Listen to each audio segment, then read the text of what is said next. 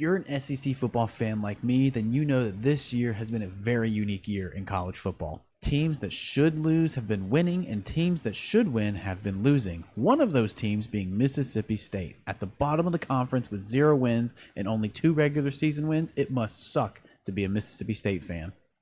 Well, so to bring a shed of happiness to my soul, I played as Mississippi State in the brand new College Football 25 game and asked the question, how long will it take to win a national championship as Mississippi State?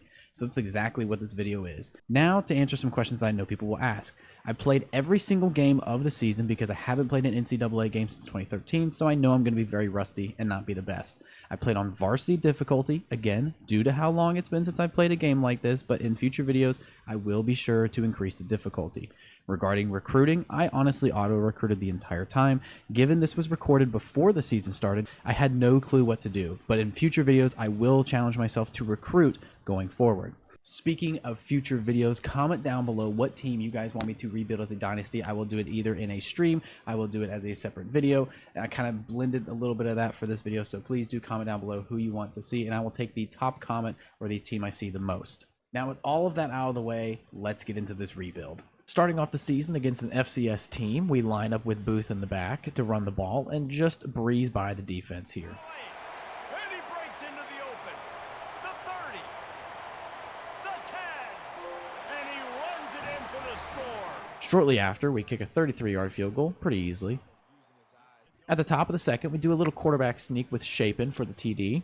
Next drive, the FCS school hits the screen and just blows right past me. It wasn't until the third quarter we score again with a run right up the middle. Towards the end of the third, we hit another good-sized run to the end zone. Got some room headed to the goal line. But then in the fourth, this FCS team beat me on the pass for a touchdown and then attempted the 2-point conversion, eventually getting it. Me, dude. No worries, just before the 2-minute timeout, we run it again with Booth. With a minute left, the FCS team makes the catch and has the most controversial touchdown to date. They would again go for the 2-point conversion and have a wide open catch to convert. But that's not enough to come back and win as we close the season opener with a 38-23 win. Our next game is at Arizona State University, and I'm excited for our first away game of the season here. Within the first minute, the Sun Devils throw a bomb downfield, but to the wrong guy. And to add insult to injury, sheds a tackle and is able to run it all the way back to the house.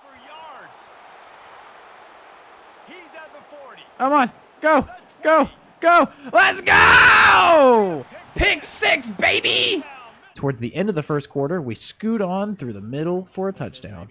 First play after the 2-minute warning in the second quarter, the Sun Devils throw an absolute dart between 2 of the defenders and manage to take it all the way to the house. But we respond very quickly with an even closer pass all the way to the end zone. That's it right there. Touchdown, baby. Touchdown, baby. Way later in the third quarter, we have some stadium pulse against us, but we find a way to throw a dart to the back of the end zone for a touchdown. Arizona State responds with a quick little field goal to get into double digits on the scoreboard. And at the top of the fourth, we just hand it off to Booth up the middle and squeeze our way out into the end zone. Stampeding through the defense. He's loose down the left side.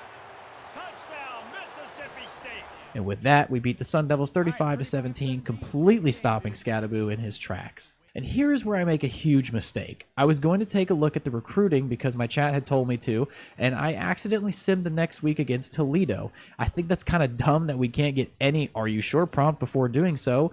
Thinking that we'll be alright because Toledo was 0-2 before I simmed, I thought we had it in the bag. Even getting the SEC Defensive Player of the Week, we still lost. I don't show the score on this, but we lost by 2 points. Anyways, the next game is against Florida. Getting right into it, we throw a slant pass right into the end zone. A few minutes later, we hit the jet sweep to run it on in.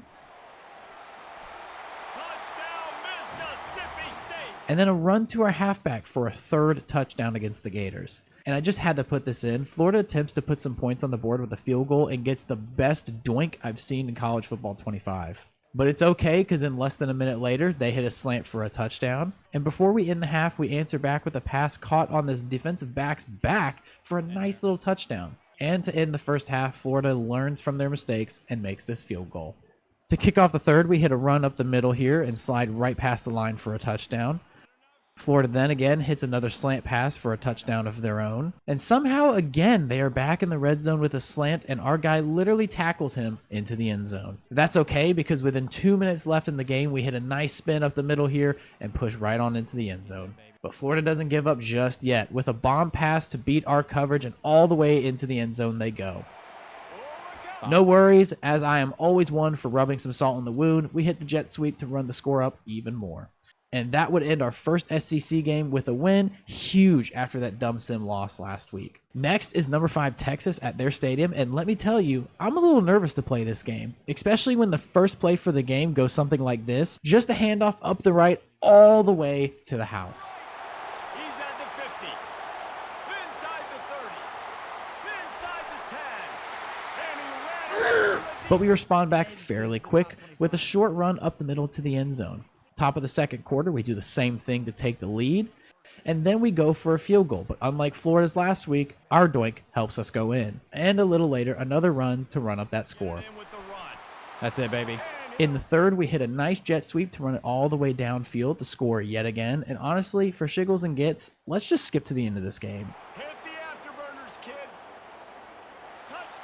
Yeah, we beat Texas 44-17. And yes, this is given that Blake Shapen, the starting quarterback, didn't get hurt in Florida like he did in real life. All right, time for dumb mistake number 2. Chat was telling me to up the difficulty, so I figured let's try one game with a high difficulty. Of course, for some reason, I decided to do that against 1-4 Georgia, thinking nothing of it. And let's just say it didn't go well. Carson Beck literally ran those numbers up on me, and I just want to forget this loss. So of course, I went back and lowered my difficulty back down. Next is Texas A&M, and we waste no time with an absolute dart downfield to run it in the end zone. Makes the grab, and he'll take it in. Let's go. And the Aggies got pretty lucky with a bomb of their own while I'm running the opposite direction to let them score easily. That's okay though, we have a pass right into the end zone of our own to take the lead back. And to extend the lead, we shoot for a 41-yard field goal and sink that bad boy on in. The Aggies have another wide open pass to the end zone to close in on the lead to end the half. And then in the third, their QB breaks my ankles to take the lead back from me. And that is enough to hand us our third loss of the season, putting us at 4-3 overall. Up next is Arkansas, and we have a slow start, but using that old jet sweep play, we run it up 29 yards for a touchdown.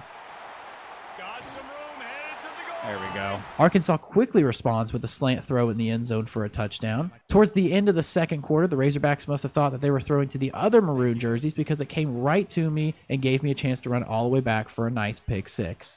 Later in the third, we slip it right up the middle for another touchdown. And within 20 seconds, Arkansas runs it right and makes me do the dumbest dive I've ever seen to let them run it all the way in for a 40-yard rushing touchdown. Putting pressure on their running back, I don't think that the quarterback could run here, and he does all the way into the end zone to tie up this game. But with a minute left, I go to Old Reliable for a nice run into the end zone for my lead back. Got the first down and more.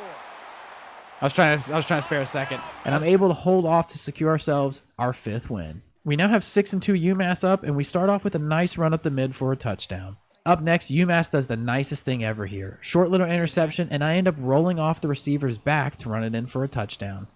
But before the first quarter is over, UMass is able to score some points of their own. And then again, hitting a flat in the end zone, they tie up this game. At the 2-minute warning, I run up the left and hit the nastiest juke and leg drag to make it into the end zone. And before we get into the half, UMass throws this pass and has a receiver who sheds 3 of my defenders, making me want to punch my monitor in. He's loose, and he'll take it all the way. To start the third, I'm running it up the middle here to take my lead back.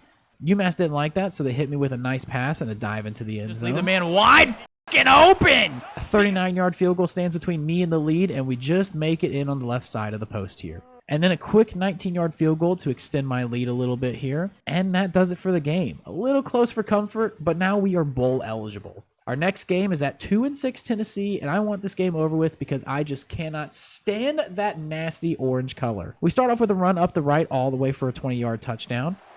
Headed to the end zone, and he'll glide his way in for the score. Then we have a little jet sweep to the left for another 24-yard touchdown. Never mind. That actually kind of worked. Got some room, headed to the goal line. Tennessee wants some points of their own, makes a pass to a guy who gets almost decapitated as he scores a touchdown. Then running right into the sun, we score another touchdown. Tennessee answers back with an absolute bomb downfield to the end zone. This quarterback is one of the best. Yeah, I let him wide open. Damn it, why'd I do that? And you think I'd learned my mistake from last time, but no. Same play, different receiver for them to tie up this game. And with 90 seconds left, they throw a third touchdown to take the lead from me. This is crazy. This is fucking nuts, dude. I gotta be honest, I kind of like what they're doing. So we throw up a bomb of our own to the right for a nice little touchdown. But with 7 seconds left, Tennessee has an 18-yard field goal and just absolutely sinks it. Thus, our fourth loss has been handed to us, again by a team with a losing record. Now we try to bounce back with a home game against Missouri. Here we are on 3rd and goal with a little handoff fake to run it on in. I was about to say, dude, you better get the fuck in there. I then hit another jet sweep for our second touchdown of the game. Doesn't matter, though. Headed to the end zone. And just before the 2-minute warning, we run it back for a third touchdown. Got some room, headed to the goal line. Missouri thinks about scoring to end the half, and they do just that with this short little pass. But before the half actually ends, I attempt a 45-yard field goal and just absolutely sink it. To kick off the third quarter, we hit a jet sweep, this time going left and just ended up breaking free to run it 80 yards, also earning ourselves a nice little trophy. The 40. He's at the 20. Touchdown Bulldogs. Getting the ball back pretty quickly, we end up passing just to further the lead a little bit more. Missouri decides to wake up and runs it in 2 yards to add some points. They then followed up with a huge pass from their own 5-yard line to a wide open receiver for a 95-yard passing touchdown. He's at the 10. Shapen has had enough of this. He wants a touchdown too and decides to keep the ball going up the middle for a touchdown. Then again, going to old reliable jet sweep and absolutely breaking this DB's ankles to get our score into the 50s. It doesn't stop there. Missouri goes for a pass but doesn't see my defender standing right in front of their receiver, allowing me to intercept the ball and run it back for yet again another pick six. He's at the 10. And he's going to take Hit the it gritty. away. Hit the gritty. Touchdown. He did not hit the gritty. Missouri tries that same pass again, this time getting their receiver open in time to run it in for another touchdown. Oh, I guess they are going to finish with pride. The 20. Past the 10. And he'll take it in for the I, on the other hand, want 60 points on that board, so I go for a 43-yard field goal and achieve that 60-point goal, which closes out this bloodbath of a game. To wrap up the regular season, we have our rival game against Ole Miss. We start off with a jet sweep to a receiver who actually hit the transfer portal, the 3rd game of this season in real life. Kind of crazy if you ask me. And he slipped through the crowd and he'll house it. In the second quarter, we run it up the middle to take a 14-0 lead. Ole Miss is looking to put some points up and does due to me missing this tackle completely. No matter, I hit a pass myself to a receiver who pulls off that Michael Jackson lean to get this touchdown. And then there's Jackson Dart doing what he does best, lobbing it up and getting someone open just to run it down the field for a touchdown before the half. Dude, what the fuck is this tackling system, man? And in typical Egg Bowl fashion, we have a crazy play here. Ole Miss fumbles the ball, and it somehow gets kicked so close to the sideline that a state player picks it up, and what do you know, runs it right on in for a touchdown. Dart yet again lobs it up in the air, finding a man wide open to close that lead a little bit. Hit the afterburners, kid. Touchdown, Ole Miss. But Shapen says it's time to end this as he calls a jet sweep to the left to juke a guy out and run it all the way into the end zone. Just to rub some salt in the wound, I go for the 2-point conversion and hit it perfectly to make this game a 2-score difference. Ole Miss, thinking they can clutch up here, gets another touchdown, but Shapen was here to play, or to hand the ball off up the middle all the way to the house. He's loose down the middle. And he'll take it in. And just like that, State wins back the Egg Bowl in Oxford and goes to an 8-win season. Definitely a much better ending than real life. We also have Corey Ellington winning the Best Defensive Player trophy, and then we get the pop-up that we made it to the Cheez-It Bowl against Western Kentucky. Without hesitation, I hop right into this game to see that weird mascot just dancing around. But he wouldn't be dancing around much longer, as Western Kentucky has never seen this jet sweep to open up the first score. They do find a way to get points of their own, almost missing the kick, but it goes in. Shapen gets a nice handoff to the running back up the middle for another touchdown, and then extends the lead with a quick slant touchdown pass. Western Kentucky liked that play so much that they almost copied it, but hey, gets them points as well. They even have time for another field goal and sinks that one too to end the half. State's kicker shows off his leg with a 41-yard field goal to extend the lead out just a little bit more, and then in the fourth quarter, a nice run up the middle here for another touchdown. And that does it for the Bulldogs 2024 season, finishing 9-4 with a bowl win. Not bad at all, right? Well, here's my third and possibly my worst screw up of this rebuild. I had no idea how the encouraging transfer screen worked, and I thought I was encouraging players to stay with us when instead I was asking them to leave. So I ended up making high 80 and low 90 overalls leave the team. As you can see, I got my overall up to 85, but by the end of this, I made it go all the way back down to an 81. So we're heading into year 2 with little to no change. Surely with our first game, it doesn't affect it too much, right? Well, we do open up with a new quarterback, Chris Parson, who in real life has already left this team. However, before leaving, he hands it off for the jet sweep for the season's first touchdown. Later at the top of the second, we get a handoff up the middle to extend the lead a little more. Illinois then hits a pass to a receiver wide open because I was off picking blades of grass or something and gets a huge passing touchdown. Oh my God, dude. Are you kidding me? Because I switched to that guy on accident. And just when I think I'm going to re-extend the lead, I throw an interception of my own to a cornerback with all the room in the world. Yeah, he ends up running it back to tie up this game. Dude, The 40. Past the 30. that's crazy. That's fucking crazy. Then on 3rd and goal, they hit their flat in the end zone to take the lead. Final play of the game on the line. We lob it up to the end zone and throw an interception. We start our second season off with a loss. Isn't that just wonderful? For our second game, we have a rematch against the Sun Devils at home, so maybe some redemption here. We start off to end the first quarter with a run up the middle for a touchdown. Then towards the beginning of the second, we hit a clean pass with a nasty juke and run it all the way to the end zone. He's got an open man. Nothing but green. That man's ankles are gone, dude. Arizona State, thinking they need a deep pass here to score, doesn't see the two big boys pushing him, knocks that ball right out of his hands. The Sun Devils do pick it up, however, they keep running the opposite direction and ends up getting tackled in the end zone for a safety. The rest of this game was just an absolute bloodbath, so to save some time, here's the final score and our first win of the season. Next, we head down the road to play against Southern Miss in the rain. First game of the season in rain, by the way. And Southern Miss must love playing in the rain because the first play, they hit this pass and end up running all the way to the house to open up this game. The afterburners, kid. At the 30. He's at the 10. Touchdown, Southern Miss. No worries, we had a nice jet sweep and make our way into the end zone for some points of our own. Sure that everybody in their locker. Got enough space. And he eluded the defense, and he'll take it all the way. And right after those points, we kick off, and I don't know what it is about Southern Miss's team. They run into the middle, get shoved by one of our own players, and end up making a huge kickoff return touchdown out of this. He's going to get loose. He'll take it to the house. Still in the first quarter, by the way, we hit that jet sweep again for a touchdown to tie it up. You're set. Open runway ahead. Oh, big juke to get past. And into the end zone he goes.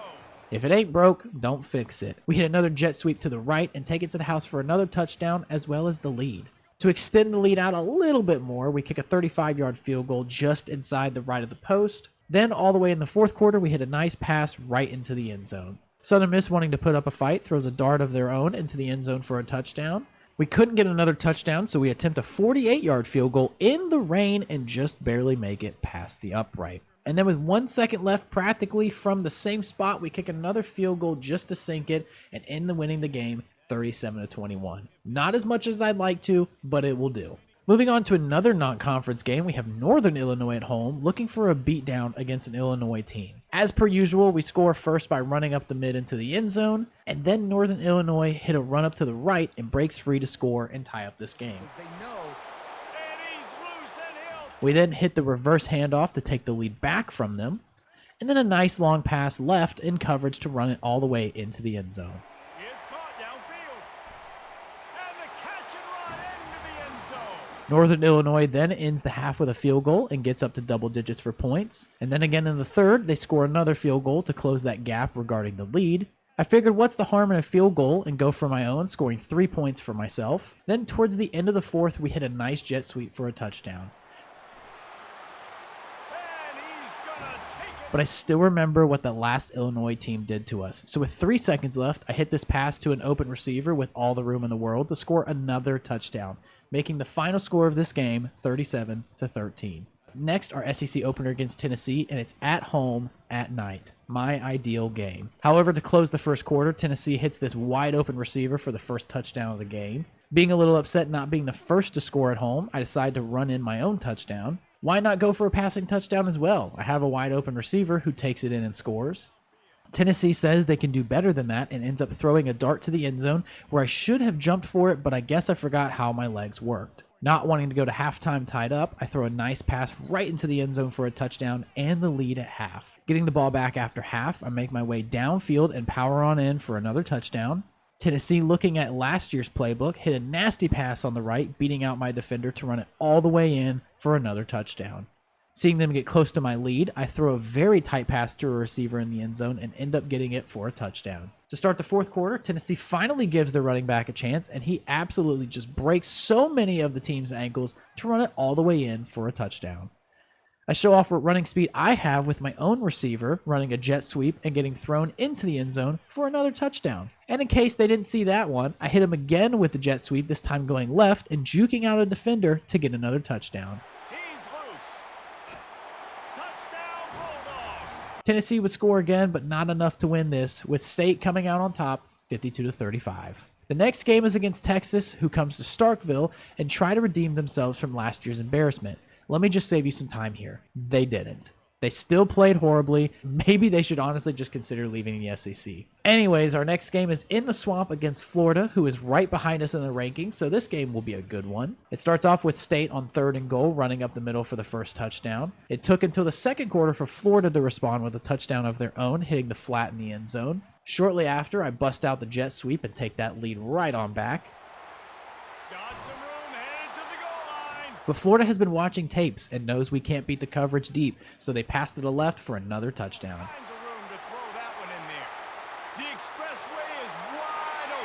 Chris Parson decides to step it up and makes a nice passing touchdown of his own. Florida doesn't want to walk away empty-handed before the half, so they settle for a quick field goal. At the start of the third, they dial up another bomb of a pass and score to take the lead. They're probably at this point.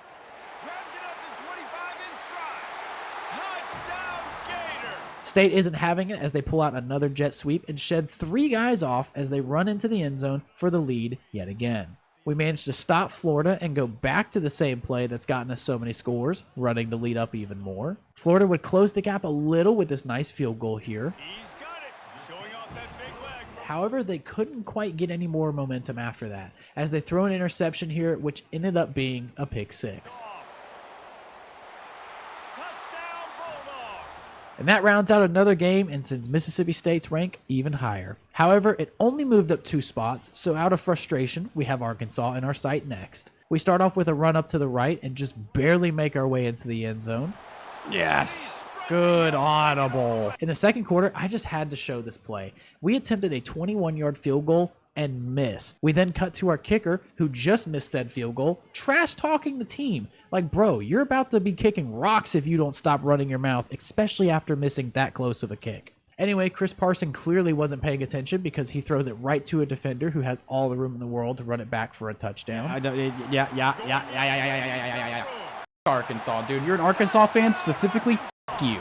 So when the Bulldogs are back in the red zone, it's time to let the running back do their job and score us another touchdown. Arkansas said they want an offensive touchdown, so they throw it to a receiver wide open to the right. And to extend their lead, they hit this nice field goal all the way on the right hash. Then Chris Parson, alone in the backfield, hits this clean, tight pass right into the end zone for another touchdown. Arkansas said they aren't done and runs it in with a little over 2 minutes left in the game and has the lead. That's fine. I thrive under pressure. I get it down with a few seconds left and hit the cleanest run up the middle for the lead. And of course, Arkansas could not come back from that. State takes the win and moves on into the bye week. After the bye week, they have Georgia at home looking for some redemption from last year. I start off with a 42-yard field goal to score first and have at least a lead against this top 10 team. Shortly after, Gunnar Stockton hits this bomb pass to the bottom left corner of the end zone to score the first touchdown and take the lead. Another amazing pass to a wide open receiver helped extend Georgia's lead.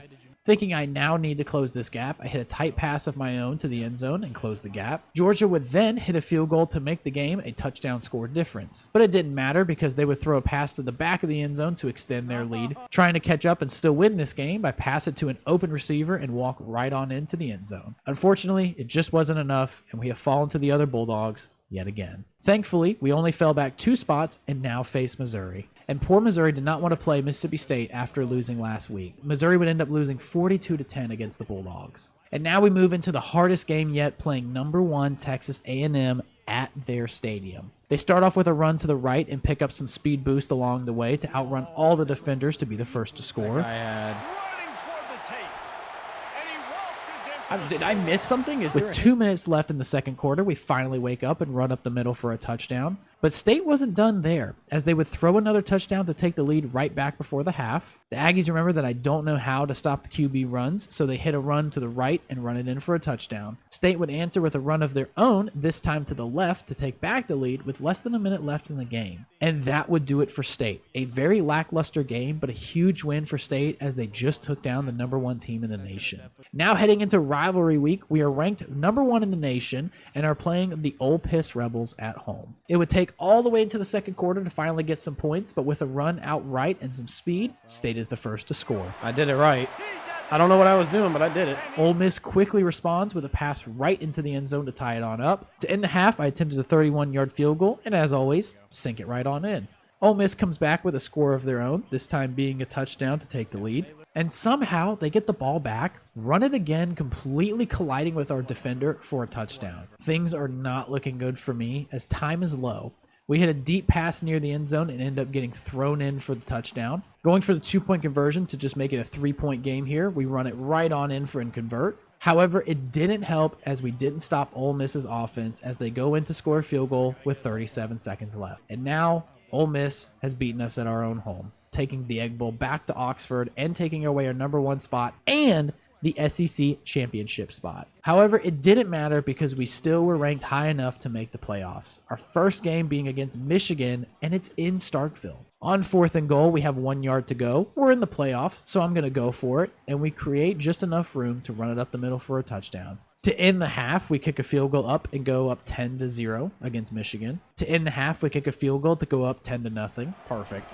And this one is right through. Perfect. Michigan sees their playoffs hope fading away so fast that they decide to throw a touchdown out to the right. They fail the 2-point conversion, but are able to score another touchdown. But it just wasn't enough. They couldn't stop State's offense, so we ended up kicking a field goal with 2 seconds left to win our first playoff game. We then get put up against #1 Kansas State in the Sugar Bowl, not too terribly far from our home turf. Yet somehow we draw the away team, but that's okay, and seem to have a lot of fans there anyways. We're going to need them if we're going to take on the #1 seed. Or so I thought, because we absolutely blew the #1 seed out of the water, and to be honest, this playoff is starting to feel like a real-life playoff, if you know what I mean. With that win, we advanced to the Fiesta Bowl against #15 Clemson, who somehow snuck into the playoffs. They are the last team standing in the way from winning a national championship in the second year of me taking over this team. Clemson kicks the game off with a screen right and all the room in the world. Already, this isn't seeming to go well for me. Into the clear. It's a sprint.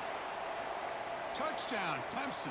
So not well enough that we are settling for a field goal for just a few points. But that's okay because just before the half, we run it in for a touchdown and to take the lead. We were able to stop their offense in the third quarter and even scored another close passing touchdown here to further extend the lead. Clemson would quickly answer with another screenplay after I read the information terribly wrong and ends up scoring again. In the flat. Ah, I f***ed that up so bad. Luckily, it wasn't enough for the Tigers to win. Now State is going to the national championship. But who do they have to face in order to win? Yeah.